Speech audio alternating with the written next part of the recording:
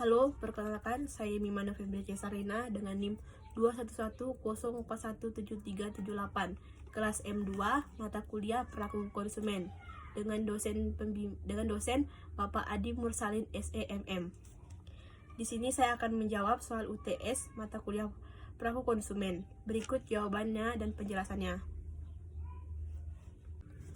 Pertama-tama saya akan menjawab bagian A. Apakah saya aktif menonton video di Instagram Bapak Adi Mursalin? Ya, ada 3 video yang saya tonton sesuai dengan yang Bapak upload tentang perilaku konsumen. Baiklah, saya akan menjawab pertanyaan bagian A, yaitu tentang bagaimana keaktifan saya di Instagram Bapak Adi Mursalin. Ada 2 video yang saya komentar, yaitu tentang pengambilan keputusan dan konsumen behavior. Yang pembicaranya ada Limdia atau Rinta, Oktora, MSI, MSC. Topik yang dibahas adalah proses pembuatan keputusan konsumen. Isi video tersebut yaitu ada 6 tahap dalam proses pembuatan keputusan konsumen. Yang pertama ada menganalisis keinginan dan kebutuhan, dan yang kedua ada mencari informasi, yang ketiga ada penilaian dan pemilihan alternatif, terus ada keputusan untuk membeli, ada juga perilaku setelah pembeli, dan pembuangan produk. Manfaatnya yaitu kita dapat mengetahui terkait 6 tahap dalam melakukan proses pembuatan keputusan konsumen.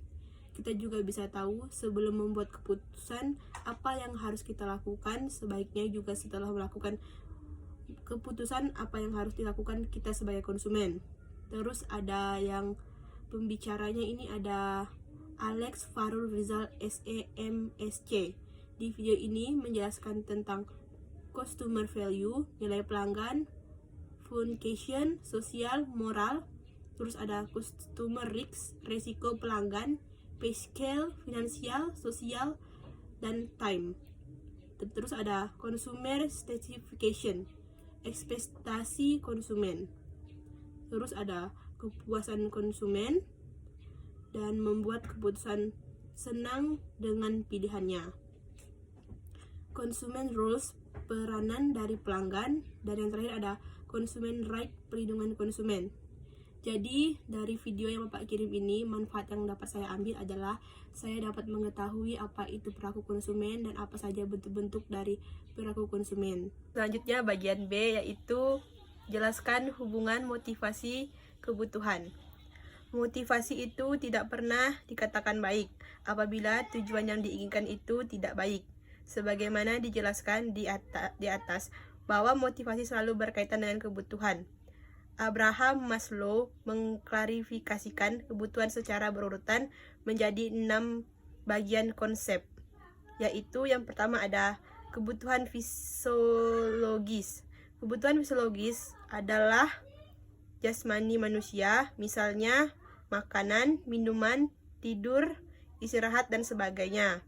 Yang kedua ada kebutuhan rasa aman. Manusia membutuhkan ketentraman dan keamanan jiwa. Perasaan takut akan kegagalan, kecemasan, kekecewaan, dendam, ketidakseimbangan mental, dan lain-lainnya. Yang ketiga ada kebutuhan mendapatkan kasih sayang dan memiliki. Dengan mendapatkan kasih sayang, seseorang merasa bahwa ia diterima oleh kelompoknya, merasa bahwa ia merupakan anggota keluarga yang cukup berharga. Dan yang keempat ada kebutuhan memperoleh penghargaan orang lain. Harga diri seseorang timbul dalam hubungannya dengan orang lain. Seseorang akan merasa dirinya dihargai oleh orang apabila orang menghargai ia juga. Yang selanjutnya ada kebutuhan untuk akulasi diri. Setiap individu memiliki potensi atau bakat masing-masing yang terkandung di dalam dirinya. Dan yang terakhir ada kebutuhan untuk mengetahui dan mengerti. Kebutuhan untuk mengetahui dan mengerti adalah kebutuhan untuk mengetahui rasa ingin tahu, mendapatkan pengetahuan, informasi, dan untuk mengerti sesuatu. Dan yang kedua, faktor yang mempengaruhi keputusan konsumen dalam membeli suatu produk. Jawabannya, keputusan pembeli adalah tindakan yang dilakukan konsumen untuk melakukan pembelian sebuah produk. Oleh karena itu, pengambilan keputusan pembeli konsumen merupakan suatu proses pemilihan salah satu dari beberapa alternatif penyelesaian masalah dengan tindak lanjut yang nyata.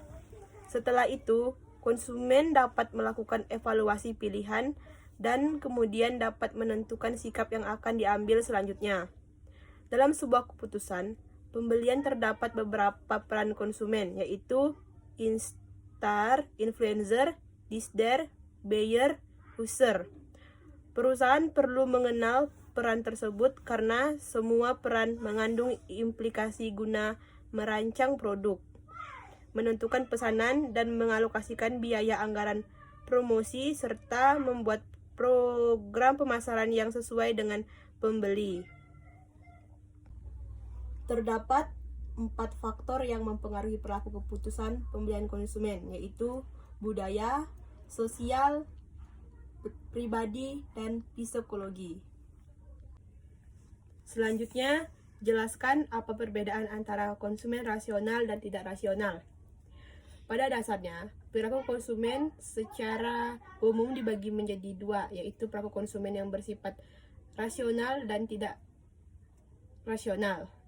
Yang dimaksud dengan perilaku konsumen yang rasional adalah tindakan perilaku konsumen dalam pembelian suatu barang dan jasa yang mengedepankan aspek-aspek konsumen umum, yaitu seperti tingkat kebutuhan mendesak, kebutuhan utama atau primer, serta daya guna produk itu sendiri terhadap konsumen pembelinya.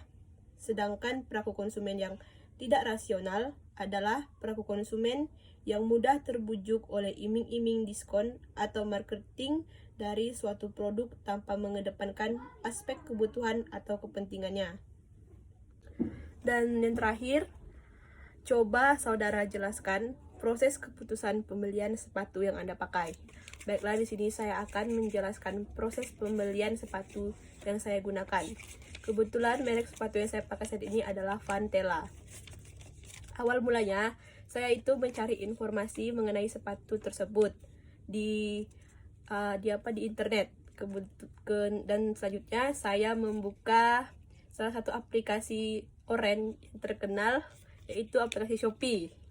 Dan saya mencari di pencarian merek sepatu Vantela, dan saya menemukan store terbagus yang banyak disukai oleh masyarakat.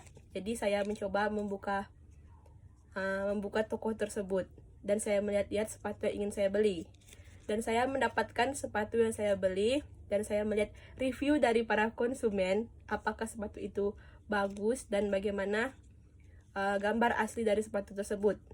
Dan setelah saya membuka dan melihat review dari konsumen, akhirnya saya men-check out sepatu itu.